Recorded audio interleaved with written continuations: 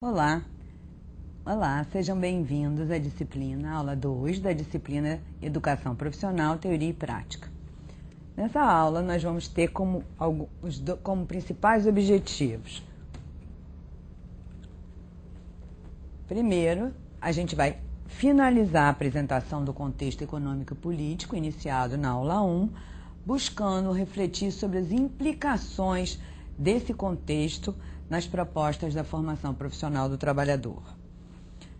Importa ainda que a gente possa refletir sobre os desafios e possibilidades de uma perspectiva emancipatória na educação profissional voltada para a formação integral do indivíduo, isso é, uma formação que integre ciência, tecnologia, cultura, política, estudos humanísticos, uma formação integral para esse trabalhador. Vamos retomar um pouquinho dos conceitos trabalhados na aula passada. A gente tinha visto como que essa crise que tinha ocorrido nos anos 70, todo o modo de regulação, bem-estar social e todo o regime fordista de acumulação tinham entrado em colapso, dando início a todo um conjunto de processos de mudanças muito rápidas e de incertezas. Nesse novo período, os mercados de trabalho se tornam mais flexíveis e nesse processo todas essas mudanças vão se consolidar e vão configurar um novo regime, novas relações capitalistas e um novo regime expresso pela... Vai estar ruinzinho isso. Um novo regime expresso pela Por que não está vindo?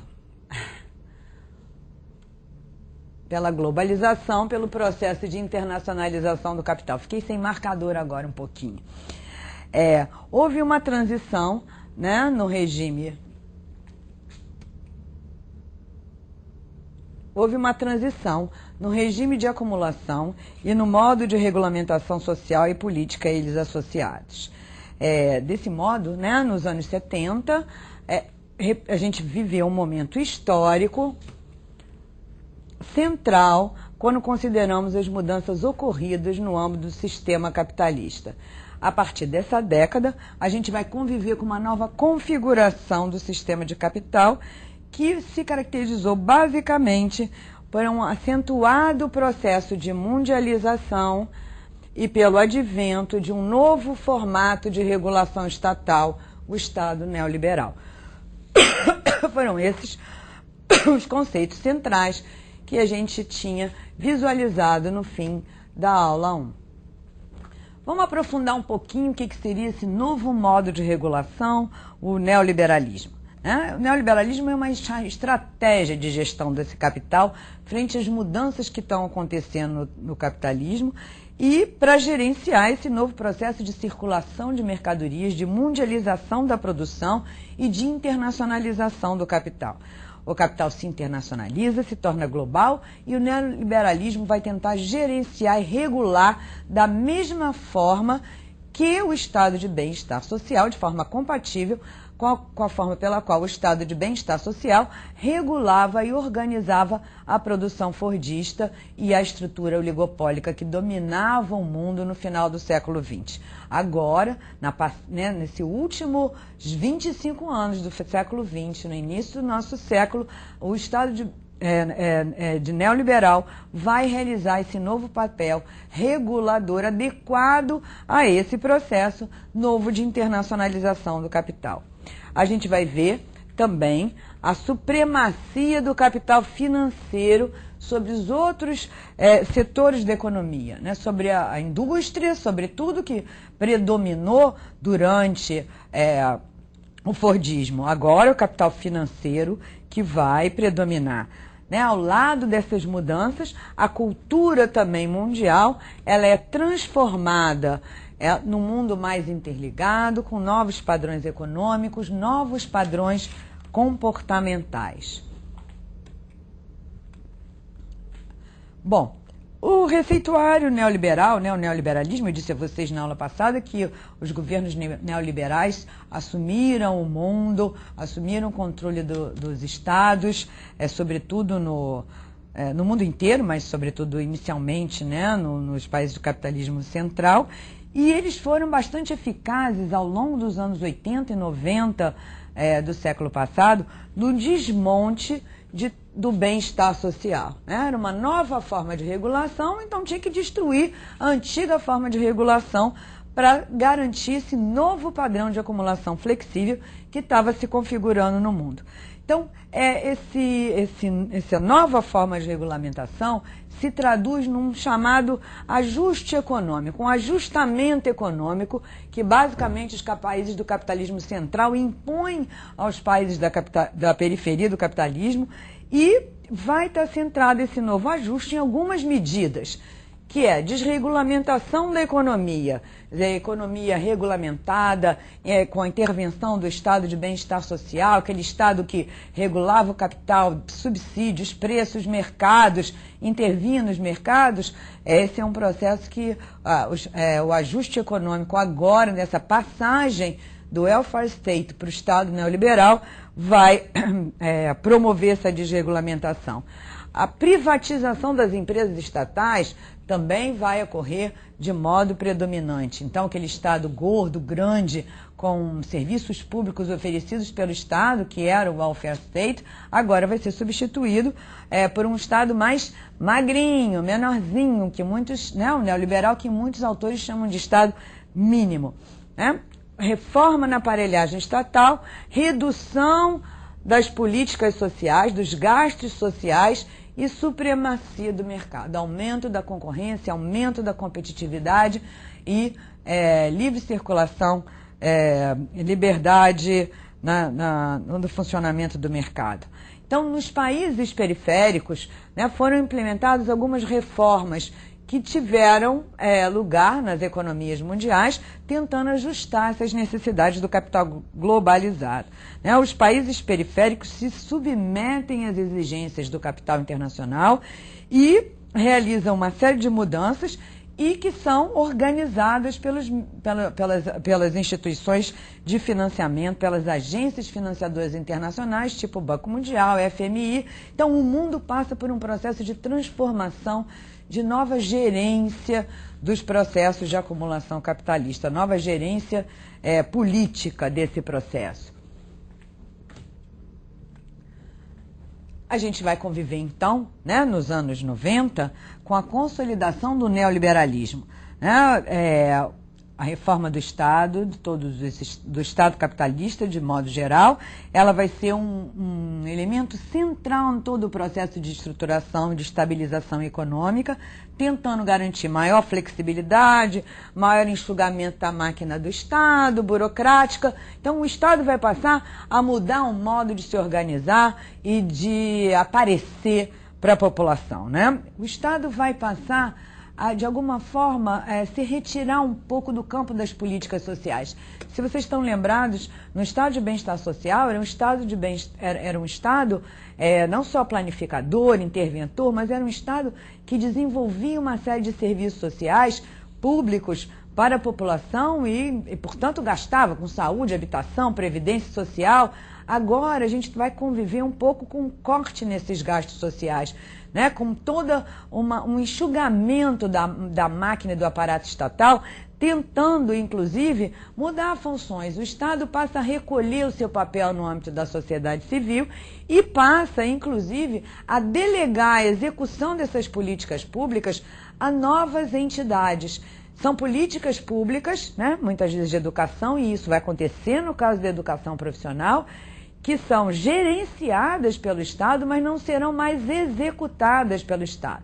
Então, a gente vai conviver com essa reforma do Estado, essa mudança, essa passagem para um Estado mínimo, né, que privatiza, que se relaciona de um novo jeito com a sociedade civil, que se retrai no campo do investimento social. A gente vai ver que com essa mudança do aparato, do modo de ser e de regular o processo de acumulação capitalista, o Estado capitalista passa a ser mais gerenciador e não executor das políticas sociais.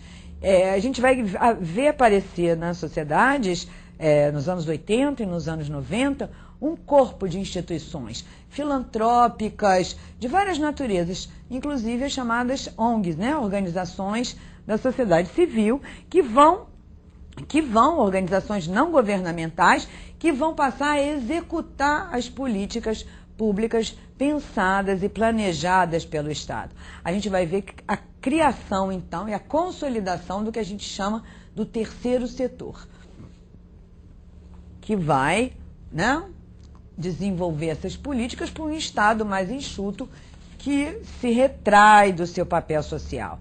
Né? Então, a reforma do Estado, né, vai organizar ou vai determinar esse esvaziamento das funções públicas do Estado, que vai se ausentar, em grande parte, das políticas sociais. No campo da educação, o Estado se retira do investimento maciço no ensino superior, se retira do ensino, do investimento no ensino da educação infantil, da educação profissional, embora ele mantenha, né, escolas e serviços e execute as políticas públicas no campo do ensino fundamental. Aliás, essa era uma recomendação do Banco Mundial, uma vez que considerava que o ensino fundamental era um ensino barato, que dava um excelente retorno. O Estado gastava pouco, mas tinha um retorno imenso, né? Redução das políticas na área de saúde, porque mães escolarizadas tinham mais condições de vacinar seus filhos, de proteger seus filhos. Então, o único âmbito no campo da educação que o Estado manteve a execução do serviço público, basicamente ou majoritariamente, foi no campo da ensino fundamental. Nas outras áreas de educação, sobretudo na educação profissional, o Estado se retira e a gente vai ver as ONGs, essas organizações não governamentais, que vão fazer essa nova mediação entre os indivíduos e as instituições do Estado. Então, a gente diz que se constrói no âmbito entre o Estado e o mercado, no âmbito da sociedade civil, uma nova esfera entre o público e o privado, denominada por muitos de esfera pública não estatal. Por que esfera pública? Porque desenvolve uma política pública. Por que não estatal? Porque não é o Estado que executa. Então, esse setor, o terceiro setor, né, vai fazer parte dessa esfera, dessa bolsa que vai executar as políticas que o Estado neoliberal, que é o Estado mínimo, né, que é o Estado reformado, o Estado de bem-estar social reformado, vai executar. Isso tem implicações no campo da educação profissional. Né? Essas políticas públicas desenvolvidas pelo Estado neoliberal e por essas ONGs vão ser políticas de naturezas diferentes, né?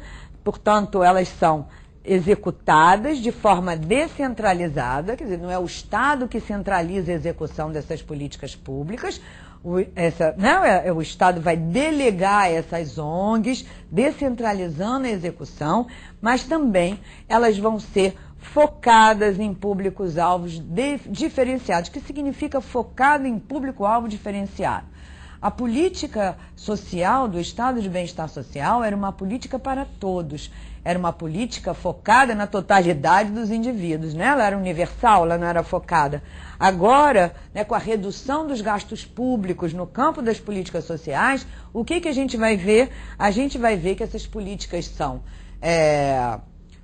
em menor número e focalizadas nos segmentos mais vulneráveis da população. Então, a gente vai assistir no campo da educação profissional políticas focadas em mães, chefes de família, negros, pessoas em busca do primeiro emprego, chefes de família, pessoas em risco, com risco de desemprego, desempregados. Então, são políticas não mais para todos, mas focadas nos segmentos mais vulneráveis da população. Então, e as ONGs, empresas, instituições filantrópicas, vão ficar responsáveis pela execução dessas políticas.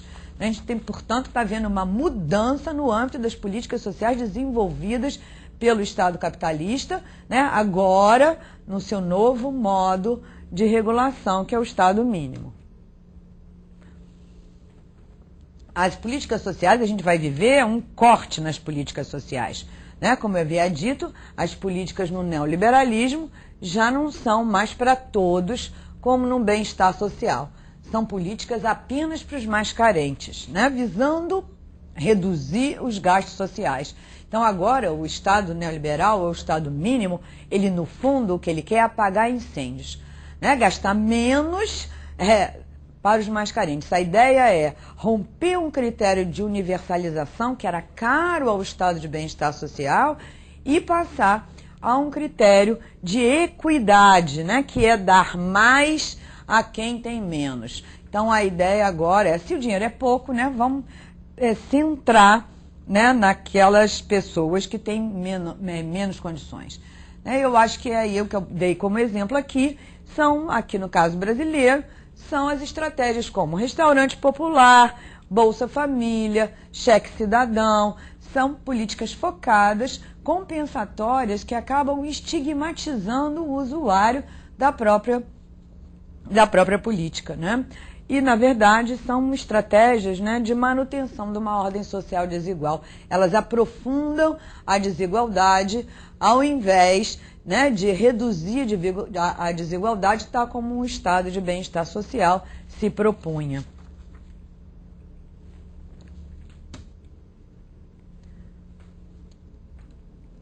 As atividades produtivas, elas vão passar por um amplo processo de ajustamento, então.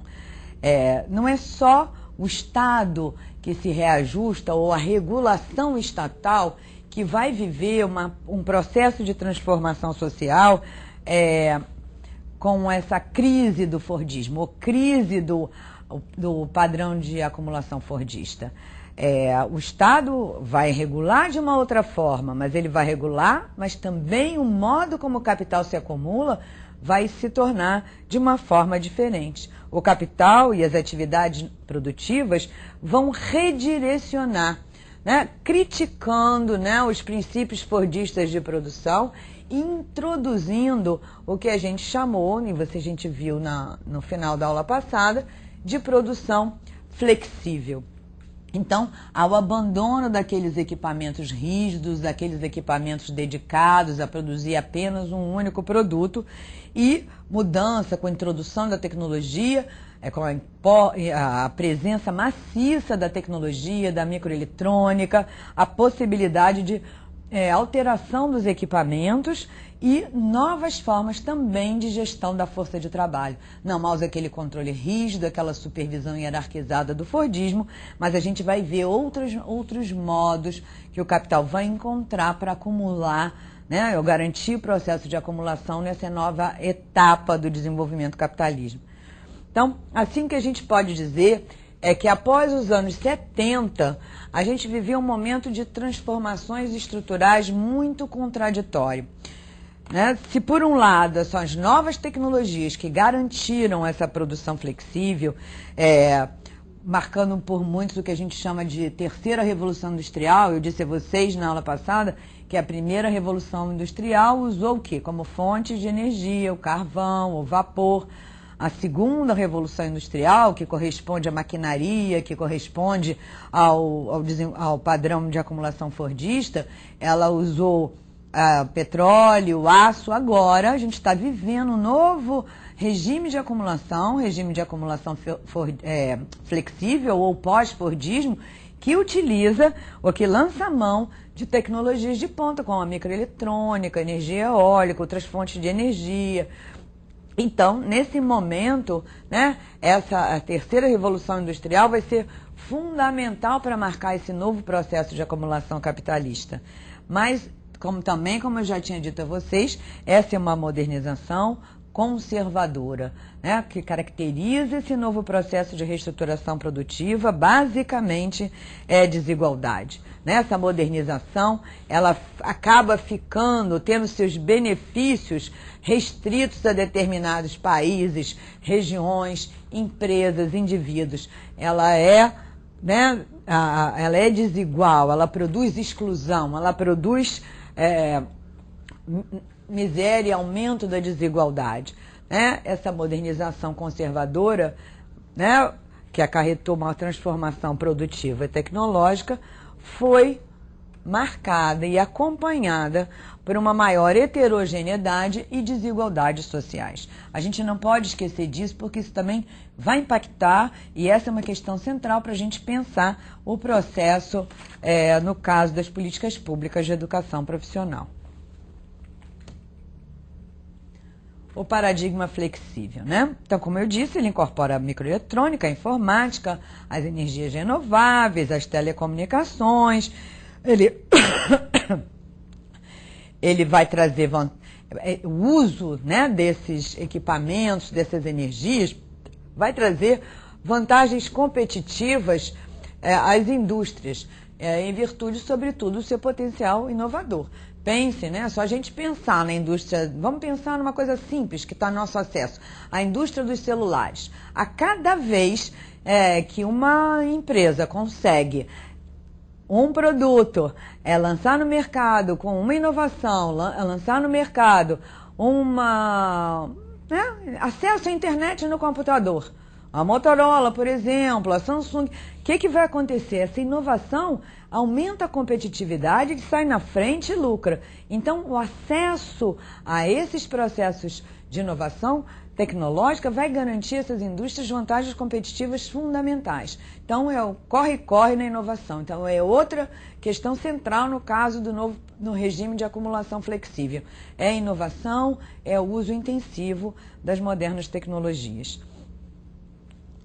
Mas acontece também, né, que vão ocorrer alterações na organização dos processos industriais. Não são só as novas tecnologias que caracterizam esse paradigma flexível.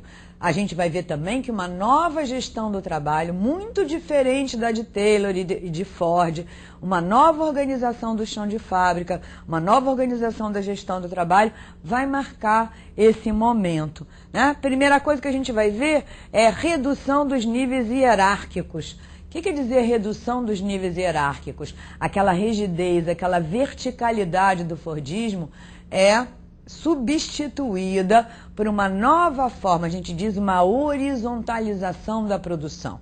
Agora, o supervisor direto, aquele que fica em cima da linha de montagem, solicitando ou impondo um ritmo de produção ao trabalhador, está colocado em questão.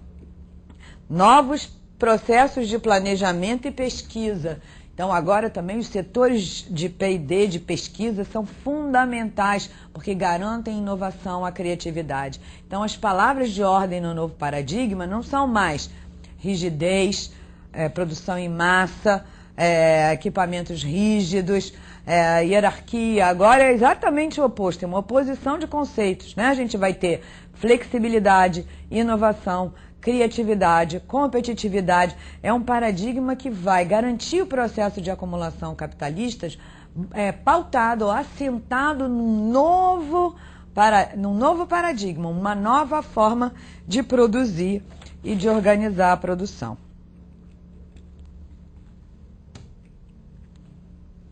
O paradigma flexível, né? Esse novo paradigma de produção, ele está fundado, portanto, como eu disse, na automação, né, a robótica, nos novos modelos, na informatização, mas ele tem, além da característica de inovação, criatividade, ele tem algumas características centrais: a integração, a flexibilidade e a descentralização. Integração de quê? Integração de máquinas, integração de equipamentos, né?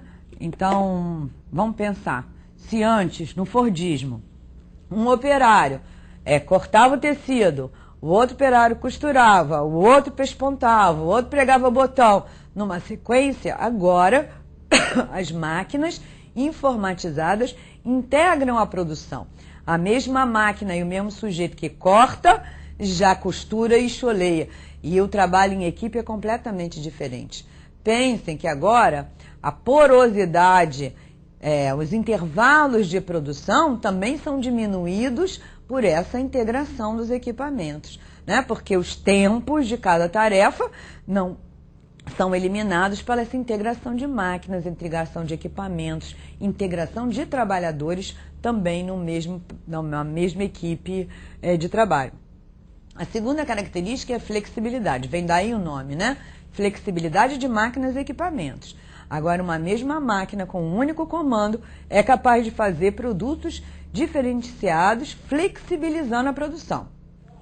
Eu disse a vocês, né, eu contei o exemplo da fábrica de sorvete, no Fordismo. Agora, numa fábrica informatizada, com apenas alguns comandos, o mesmo tipo de equipamento é capaz de produzir lotes diferentes de sorvetes diferentes, apenas misturando os sabores num comando, num comando informatizado daquilo. Então, você flexibilizando a produção, você vai ter a possibilidade de desenvolver lotes despadronizados, produtos diferenciados, de uma forma muito rápida. E ainda, a descentralização é outra característica desse paradigma, porque as empresas também diminuem o seu tamanho, não é só o Estado que vai cortar gastos, as empresas agora passam a estar focadas e centradas na produção, focadas e centradas naquela atividade fim. As outras atividades são descentralizadas. Esse é o processo de terceirização da produção que a gente verifica. O que acontece? Uma outra empresa fornece os serviços de limpeza, uma outra fornece os serviços da cantina, uma outra da segurança. Então, há uma descentralização produtiva, né? E a empresa fica restrita à sua atividade fim em alguns casos. Então, aquelas empresas enormes, verticais do Fordismo, são substituídas também por empresas enxutas, que entram em competição e cooperação com outras empresas que auxiliam o seu processo, né? Então, o que a gente vai ver? Uma maior integração entre as empresas são integradas, as empresas dependem umas das outras. Se você descentraliza, se você terceiriza a produção, você depende de uma para limpar, a outra para prestar o serviço de contabilidade, a outra para fazer publicidade. Enfim, as empresas têm uma integração produtiva, seja nesse nível de prestação de serviços, seja até mesmo no nível da produção de peças articuladas às necessidades das empresas. Maior vínculo com a demanda dos consumidores. Isso é central no novo paradigma. Aquela ideia, né, de geladeiras brancas, carros pretos, produtos padronizados do Fordismo em larga escala, você pode atender a diversidade, segmentando os interesses dos consumidores a partir ou com base nesses novos processos permitidos pelas inovações tecnológicas e inovações organizacionais no interior das empresas. Você também tem comercialização, mudanças no processo de comercialização e no plano interno das empresas. Empresas conseguem novas estratégias para colocar seus produtos no mercado, mudanças de todas as naturezas e, sobretudo, também um setor que cresce muitíssimo, é o setor de P&D, de pesquisa e desenvolvimento, que está voltado, sobretudo, para a busca de inovações e busca de produtos novos e nova tecnologia para um aumento da competitividade. É a principal referência no interior desse novo paradigma, dessa novo regime de acumulação flexível, é o toyotismo. Da mesma forma que Ford era responsável, da fábrica Ford era responsável, era o carro-chefe, né, do Fordismo, daí vem até o nome Fordismo. A fábrica Toyota também é uma referência, é um caso emblemático do novo paradigma de acumulação, do novo regime de acumulação flexível. A fábrica Toyota, que vai ter algumas características. Primeiro, diversidade e heterogeneidade da produção. A produção é diversa, são produtos diferentes, heterogêneos, a gente pode perceber no mercado, né? Vamos parar para pensar, se a gente chega no supermercado agora, a gente vai encontrar shampoos para cabelos secos, com a raiz oleosa e as pontas secas, encaracolados, alisados, de várias naturezas. Isso era impensável no Fordismo, que não, né, para fazer cada tipo de shampoo tinha que ter uma linha de montagem. Agora não, você tem uma diversidade e heterogeneidade, produtos heterogêneos para atender a demanda do consumo de modo geral. direcionamento, né, dessa produção a uma demanda no consumo, foi o que eu acabei de falar. Estoques mínimos, né, diferentemente do Fordismo, que era uma produção em massa com estoques grandes, agora você tem estoques adequados ao tamanho da sua produção e mais ainda uma racionalidade na produção, na formulação dos estoques, todo um controle de estoques que no caso do toyotismo era feito por um sistema de luzes, pelo just-in-time e o Kanban. Terceirização de parte da produção, que já comentamos. Organização do trabalho em equipe, quer dizer, aquelas linhas de montagem, aquelas linhas de produção do Fordismo homem a homem são substituídas por trabalhos em equipes. E flexibilidade nas funções do trabalhador. O trabalhador não executa mais apenas uma tarefa e uma função no posto. Ele vai ser bastante flexível e realizar muitas funções. A gente chama isso de polivalência, né? Então, polivalência significa trabalhar com várias funções, operar várias máquinas numa atividade multifuncional, numa produção flexível, né? Que vai garantir a execução de uma série de tarefas e de operação de várias máquinas ao mesmo tempo. Então, aquele trabalho de caráter parcelado, fragmentado, típico do Fordismo, é substituído por um trabalho de equipe. Um trabalho de uma equipe que trabalha frente a máquinas automatizadas. Isso faz com que, né, essa flexibilidade vai também garantindo uma flexibilização na organização do trabalho. Tem que ser novos produtos, com mais agilidade, com novos instrumentos. O trabalho em equipe vai exigindo, vai sendo resultado dessa flexibilidade. E, obviamente, o trabalhador precisa desenvolver algumas competências novas para realizar esse novo tipo de trabalho. Ele vai ter que saber trabalhar em equipe, né? Vocês já viram. Saber entender de informática. Ele vai precisar, né, atuar de uma nova forma e agir de uma nova forma. O trabalhador agora é chamado a participar e tomar decisões na qualidade dos produtos. Ele começa a ser responsável por introduzir aperfeiçoamentos naquele processo, introduzir inovação.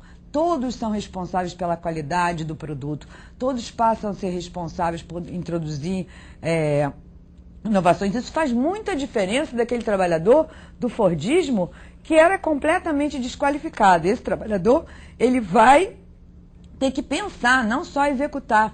Então, aquelas fronteiras entre quem pensa e quem executa próprias do Fordismo estão rompidas agora no novo paradigma.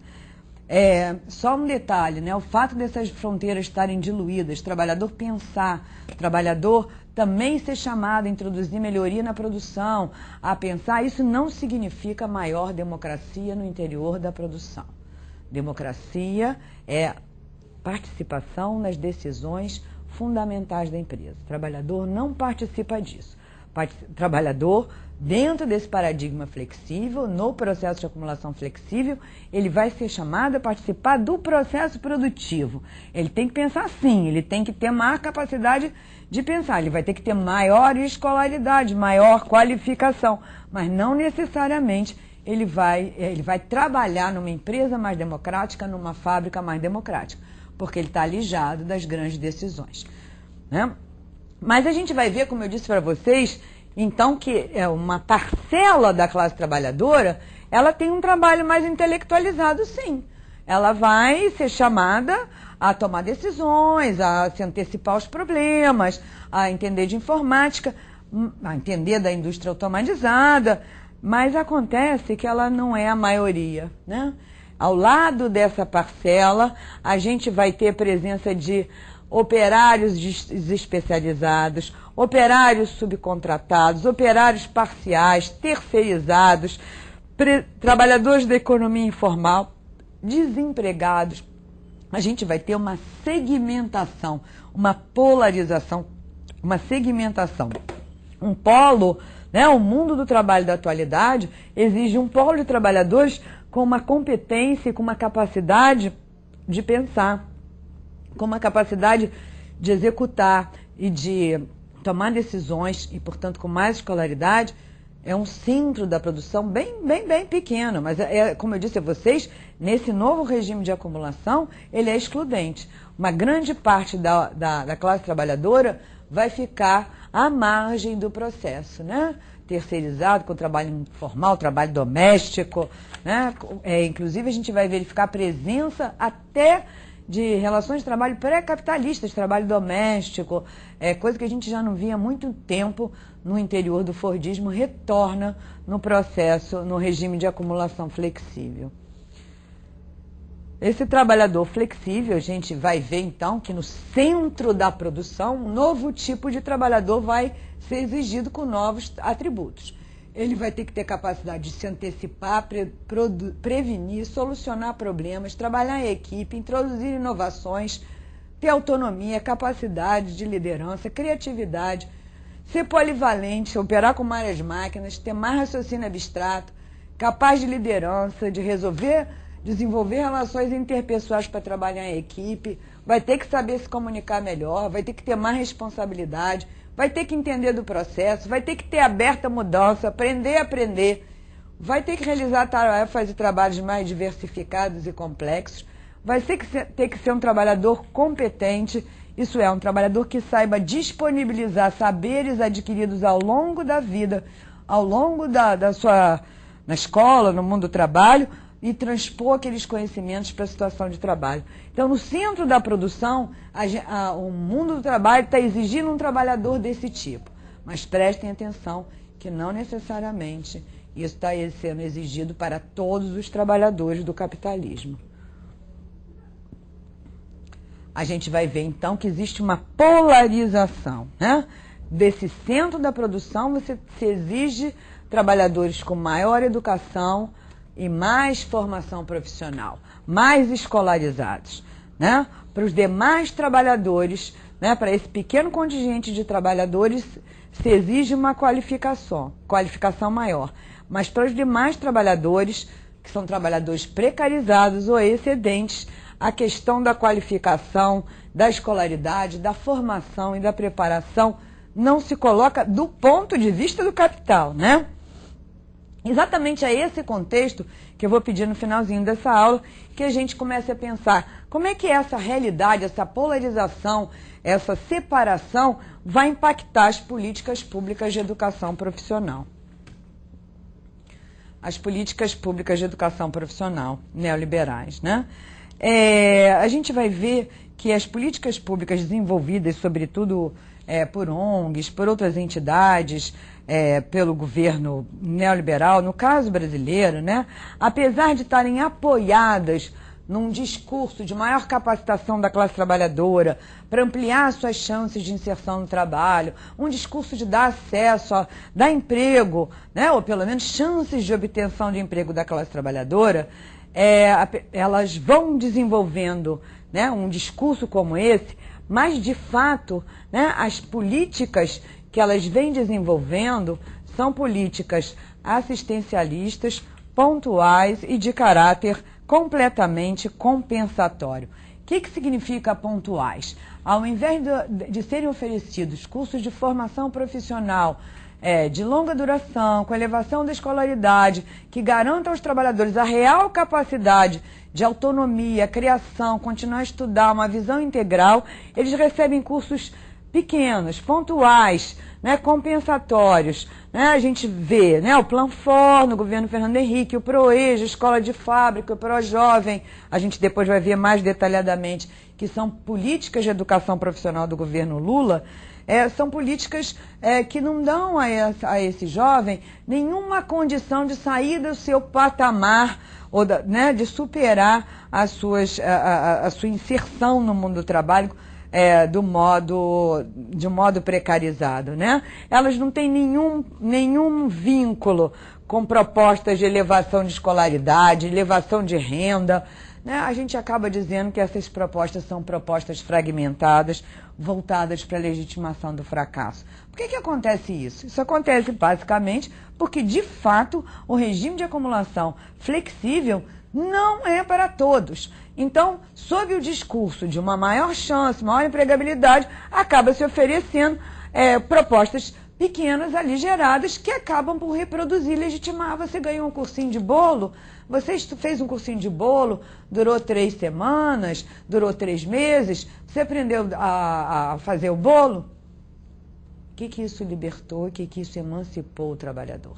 O que isso fez com que ele se tornasse uma pessoa mais crítica, mais capaz de sobrevivência, seja como cidadão? Isso, na verdade, acaba sendo uma proposta de caráter compensatório, assistencialista mesmo, é para apagar incêndio. Apagar incêndio, você não vai sair da sua situação de exclusão social através dessa política. Então, essa política, ela vai acabar legitimando o fracasso. Olha, eu te dei um cursinho de 3 meses, você não conseguiu emprego depois, você não conseguiu se estabelecer na vida, a culpa é sua. Esse é o discurso liberal que volta dentro do pensamento neoliberal, responsabilizando um indivíduo por sua posição na sociedade a partir dessas propostas. A educação profissional que é implementada na atualidade, ela acaba adotando uma racionalidade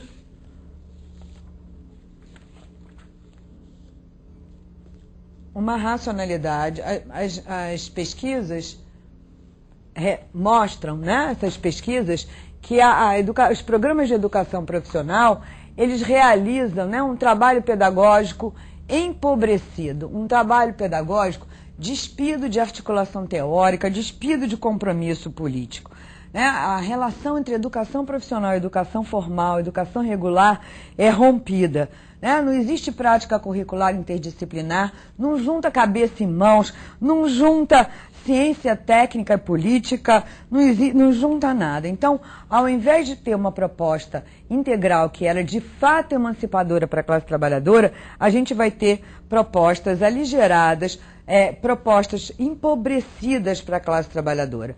Não há o desenvolvimento, né, de todos os trabalhadores, o desenvolvimento de competências que são responsáveis pela responder aos desafios colocados pelas inovações tecnológicas e pelas transformações produtivas.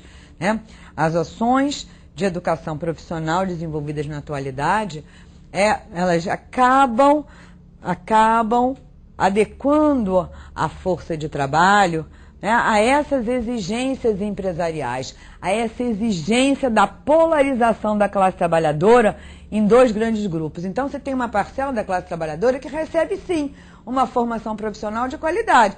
Lá no ensino superior, você tem empresas que pagam MBA, o funcionário é completamente colocado, preparado, mas a grande maioria acaba recebendo um processo de educação profissional precário, que acaba atendendo a essas necessidades de manutenção dessa separação no interior do mercado de trabalho.